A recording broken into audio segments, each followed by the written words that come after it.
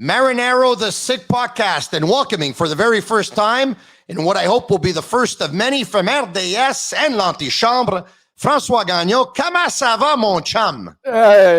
Doing very, very well. I'm almost ready to answer in French, so don't mix me too much. I mean, All it's right. complicated. I might try some Italian. So no, it's doing really, really well. Happy to be with you, and I'm convinced we can find some point of view where we're gonna share, and some others that maybe not that much. Great. Listen, no shortage of things to talk about following the press release from the NHL and the NHLPA on Thursday morning that Carey Price voluntarily entered the league's player assistance program. Minutes later, Angela Price sent out a post on Instagram talking about Carey's mental health and the fact that he's taken a decision to get help. And moments after that, Montreal Canadiens general manager Marc Bergevin met members of the media and answered their questions. So, wow, what a bombshell! But I have to tell you, like, I just knew that something was up. I didn't think it was this, but you know, Dominic Ducharme tells us that Carey Price est malade one day, and then il est encore malade, and then il va mal. He's not doing well, and that really concerned me. How surprised were you by what appeared to be a bombshell on Thursday morning, Francois? Well, I was like, I think everybody else, completely took by surprise. I mean, if the teammates of Carey Price, a close friend like Jeff Petrie, who share a life besides hockey with Carey Price's family, they both have 3 kids. Their wife, you know it as much as I do. They are working closely together with some social work with the Canadiens and with their own foundations. So he was caught off guard. Brendan Gallagher said that he felt a little bit guilty that he never realized that there was something going on. So, me as a reporter without access to the dressing room for a year and a half, almost 2 years, of course, obviously, I was completely shocked. I'm happy for Carey Price that he is getting the help that he's needed. And that thing is huge. It's huge for everybody besides hockey, because you know that Carey Price is bigger than life in the hockey world, with his teammates, with his opponent, but he's even bigger in the fan base of the Canadiens. And as I wrote in RDS, if Superman is asking for help, that means that me, Joe Nobody, might need some help at some point, and I should not be ashamed. I should not be scared to ask that kind of help if I need it. It's a Sick Podcast, and the show is brought to you by Essentia, the world's only natural memory foam mattress. Go to myessentia.com/sickpod and use code SICKPOD for a free pillow with your purchase. Essentia, beyond organic sleep. If people were sleeping when the news came out, they definitely woke up. And then Marc Bergevin told us that Carey Price would be out a minimum of 30 days. Expects him to be back, but warned, of course, that there is the possibility that it could take longer. So my question to you, in those 30 days without Carey Price, what do they do? Well, they try to weather the storm. And I know it sounds silly, but for me, that's the only answer that I can give you, because right now, we saw in the last preseason game, a Montreal Canadiens team that was baffled by the news, that was took off guard, that was playing a bad hockey game against a team that is young and working hard, the Ottawa Senators. So if the Canadiens are not able to deal with the Ottawa Senators, how will they be able to deal with the Florida Panthers, the Tampa Bay Lightning, the Boston Bruins, the Toronto Maple Leaf, even though they kicked them out of the playoff last spring? Carey Price is bigger than big for the Montreal Canadiens, but right now, he is just one of the many components of that team that is missing. Shea Weber is still a huge part of that team. We saw it in the playoff. And all the Shea Weber haters will realize this year that he was a little bit better than all what we're saying last year. Of course he was. And Joel Edmondson is certainly no superstar, but he was giving Jeff Petrie exactly what Jeff Petrie needs. A steady defenseman that he won't need to look around and say, what is he going to do? Is he going to put myself in jeopardy? No. Edmondson was playing a sound game, a safe game, so Petrie was able to do what he needs to do, carry the puck, and don't bother about what's going on his left side. He was playing last preseason game with Alexander Romanov. Romanov is everything but steady. And it's normal. He's a kid. He's coming into the NHL. But that guy can't play with Petrie because Petrie will look more to his left than in front or in the back. And he will not be able to do what needs Correct. to be done for him to be good and for him to try to replace Shea Weber. So, and you're right. And at this stage of Romanov's career, he cannot possibly go up against a number one line of another team. It's not a great idea for him to be able to log 22 plus minutes slowly but surely. One day, maybe, not right now. Not a good idea. Looking at training camp so far, in an ideal world, that means that the Montreal Canadiens have no injuries on the blue line. They have depth. They have experienced defensemen in Laval that they could bring up. I personally would send Romanov to the American Hockey League for at least a month, maybe two, just for him to understand what needs to be understood in hockey. It was. By the way, Francois, it's not a popular opinion because the way the fan base is. They all love the kids because of youthful enthusiasm. But I'm going to tell you this. I agree with you. History has shown us that skipping steps doesn't work. No. And you know what? When you look only at tomorrow, you say, oh, the kid is fast. The kid is electrifying. He's really good. Okay, that's good for tomorrow. But when you look at 2-3 years from now, the missing parts of the hockey development of a player will hurt you on the long run. Which we saw with Kotkaniemi. He showed us flashes, but you can tell that the fact that he was fast-tracked hurt his development along the way. It was obvious. Completely. And 2 years, well, actually 3 years ago, when he was selected by the Montreal Canadiens, it was a tough decision because they had Brady Tkachuk that was also a kid, but was more of a man. And he was more ready to the NHL, even though with the Ottawa Senators being who they are, opening the gates to kids that don't cost a lot of money. And they brought them almost all of them in the team so that they could, grow with the team, even though everybody in Ottawa knew that they would lose. It was a different situation.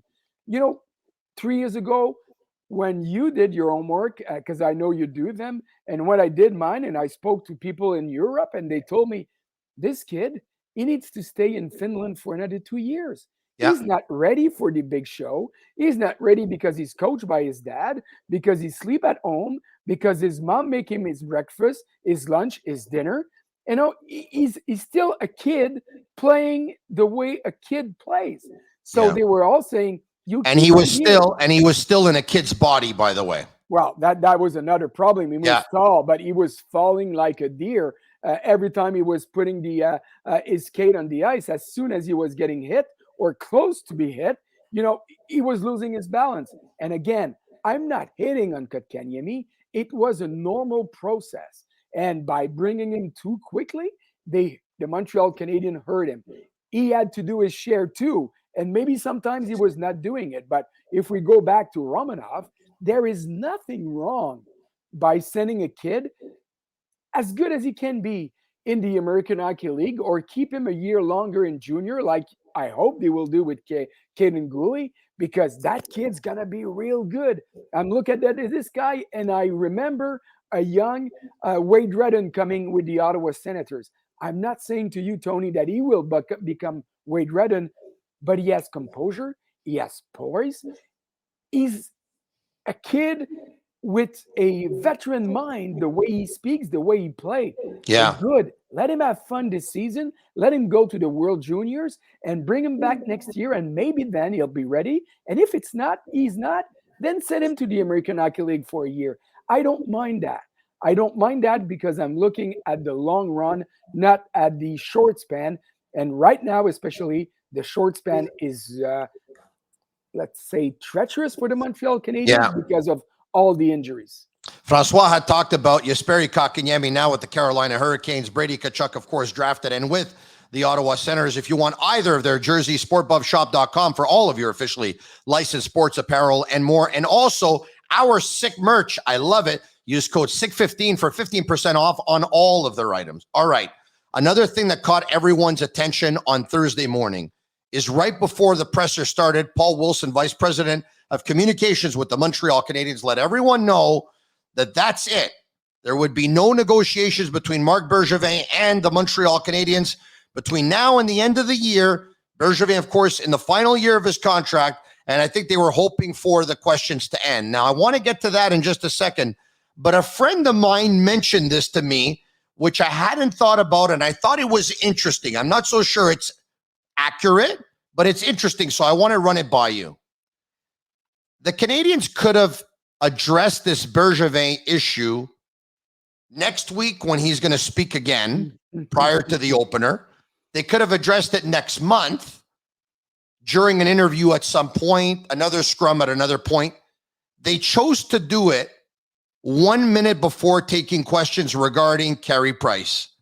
My buddy said, can it be that they wanted to use that a little bit so that today, when the media was talking, it wouldn't be 100% on Price and it would be 50-50? Possible?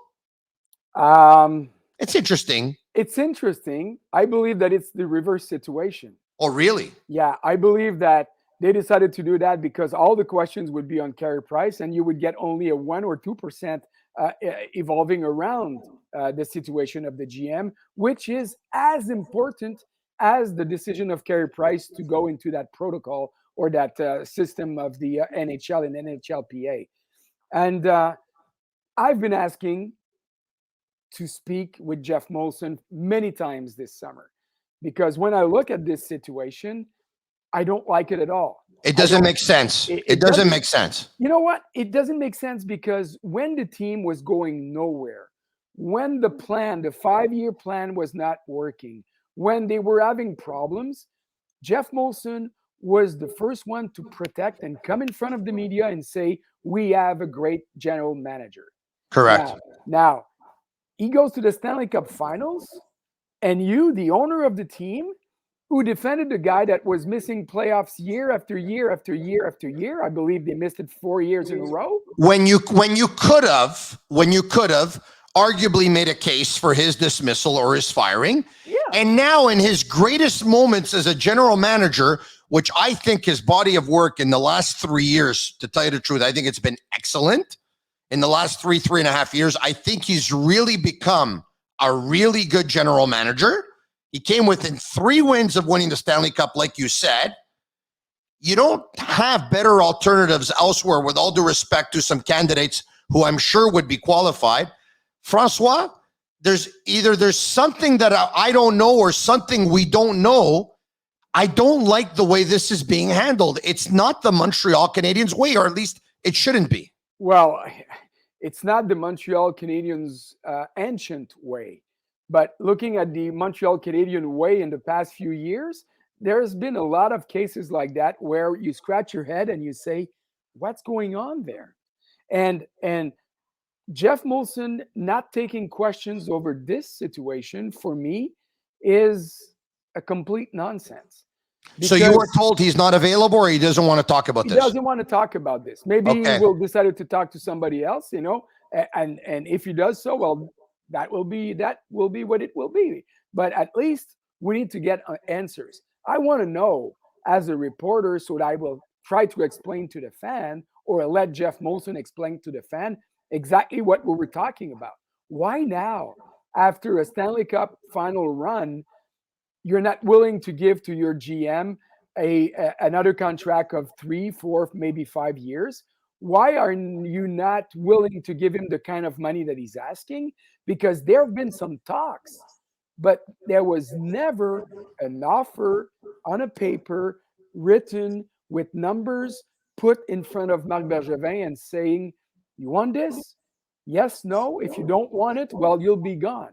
So right now, we are facing a situation where you have an owner on one side and a GM on the other side, and there might be something going on between those two, and they can't find an agreement. Okay, I think you've already answered the question, but I just want to throw out different scenarios to see if maybe we can come up with something else. Okay, the different scenarios as to why he has not been extended right now. There's, in no particular order, by the way, there's a scenario where the GM 10 years, the owner, 10 years later still is not convinced and wants to give it another season, either he or his partners.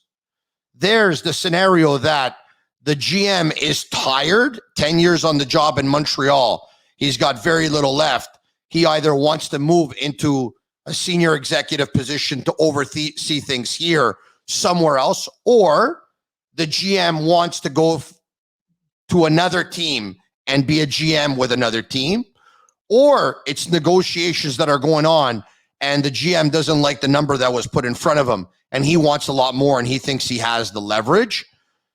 Someone said to me, is it possible that Jeff Molson and his partners are waiting to find out the outcome of the Chicago Blackhawks investigation to make sure at 100% that Marc Bergevin had no knowledge of what happened before actually signing him? It's an interesting, thought. What is it? There might be a little bit of everything into this equation. Last year, when things were not going great in the Northern Division or Canadian Division or Tim Horton Division, the way it was named, I, for one, thought that it could be the last year of Marc Bergevin, not only because he could get fired, but because I thought he was fed up with the pressure, with the media, with being always questioned on every move that he was trying to make and not making and finding a way to make. Everything that he was doing was not enough, or it was too much, or, we are a tough bunch to satisfy. Reporters, radio hosts, fans, we're a different kind of beast in Montreal, and I deal with that. So I thought that 4-1, maybe Marc Bergevin would look around the NHL and see or look, is there something waiting for me? And for me, that answer is yes. As soon as he's going to get freed of Montreal, he will get offers somewhere, I'm convinced. Now, one thing that you just said for me makes a lot of sense. When you look around the NHL right now, there are not that many candidates that are ready to take the job. You have Martin Madden Jr. with the prerequisite that is, and whether people like it or not, extremely important to Jeff Molson, the ownership group, and the fans, that the next general manager of the Montreal Canadiens speaks French. Yeah, you know where I stand in that. I could live with the fact that the GM is not is saying a word of French. For the head coach, for me, it's a different story.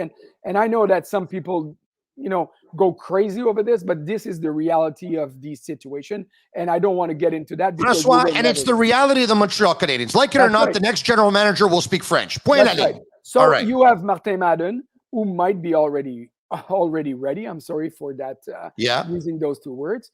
You have Mathieu Darche in Tampa Bay, who's learning with a great GM and a great friend of his, Julien Brisebois. This will be his third year on the job under Brisebois. Right. So you give him 2 Stanley Cup runs, a lot of work under the cap situation that was horrible to deal with for the Tampa Bay Lightning. So he's learning quickly. After a year, might he be able to take the job? The answer could be yes. So that all gives a little bit more time to the Canadiens, and maybe there's an internal transition. Is that possible? Martin Lapointe, possible? Possible, but the drafting of Logan Mailloux is going to hurt a lot. A guy like Martin Lapointe and Trevor Timmins into this situation, I believe. So I don't know. I don't know why. I mean, Jeff Molson signed off on it, but anyway. Yeah, well, you never know. It's rarely the owner that pays the real price. He finds I hear you. And there's a name that doesn't come out often, and for me, it could be the first one on the list. Besides Julien Brisebois, who just signed, and Montreal, and Jeff Molson should have been more aggressive there. And I say should. I don't even know if he tried to do this, but if he was not ready to give the job to Marc Bergevin on the long run, he should have called Julien Brisebois and said, whatever you need. You want to be the GM? You want to be the president? 100%. You want me to give you 10% of the shares of the Molson company? I'm giving everything to you to get you in, but it didn't work. So no. I'm putting Julien Brisebois. Hold on a second. The guy that you're talking about. Yep. Is it Martin Brodeur? No, it's not. And is it it's Patrick not Roy? Patrick Roy. No, Okay. The guy I'm talking about is a guy who's doing almost miracles or small miracles at the other end of the Highway 417 in Ottawa with no budget, no staff. Pierre Dorion. Pierre Dorion. Look at what he's building as a team over there, picking up some great young kids. It's not his fault as his owner. Okay, hold on a second. Doesn't want to pay his players, and they are leaving right and left. I love that you're going here, okay? I love that you're going here. But let me just play devil's advocate if I can, okay? It's not the hardest thing to do to have a losing team and stockpile picks in the second, third, fourth, fifth, trading the Carlsons of the world and trading guys. I'm not, listen, I give the I give Pierre Dorion his respect.